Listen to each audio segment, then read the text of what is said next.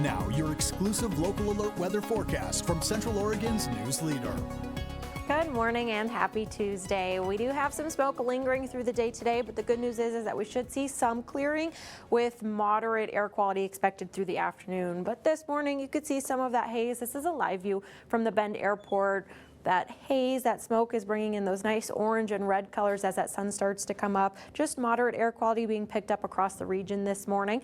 We're tracking above normal temperatures. Those high temperatures still in those 90s. We've had a heat wave since last Thursday with high temperatures in the 90s. We have a couple more days with 90-degree temperatures. So above normal, anywhere from 10 to 15 degrees above normal for the next few days. Tracking storm chances throughout the week. We have some storm chances today and tomorrow, and then as we close out the week into the weekend as well. And with that, hot temperatures, storm chances comes enhanced fire threat, especially for our Cascades region. So heat advisory has been released for portions of Central Oregon across the 97 corridor. That includes the Prineville area. So everyone in Central Oregon is expected to tip into the 90s today. However, areas in this orange color looking at temperatures in those mid and upper 90s, maybe even nearing those triple digits. So make sure that you're taking frequent breaks, taking precautions to protect yourself from that heat, especially during peak heat hours if you need to, if you're spending time outdoors this afternoon.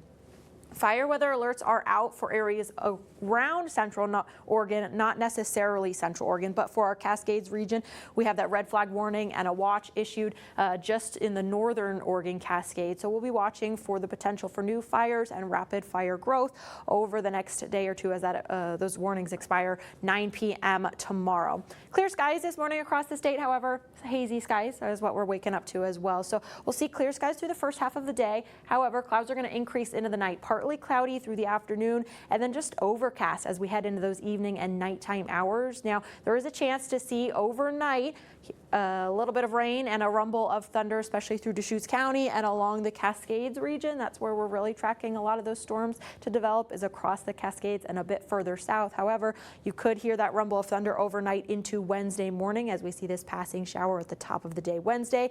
Chances for isolated storms to develop on Wednesday as well. Now, these chances today and tomorrow are looking very, very slim. I think we have better chances as we head into the weekend, but just make sure that you're keeping it in the back of your mind if you do have any plans, say tomorrow afternoon.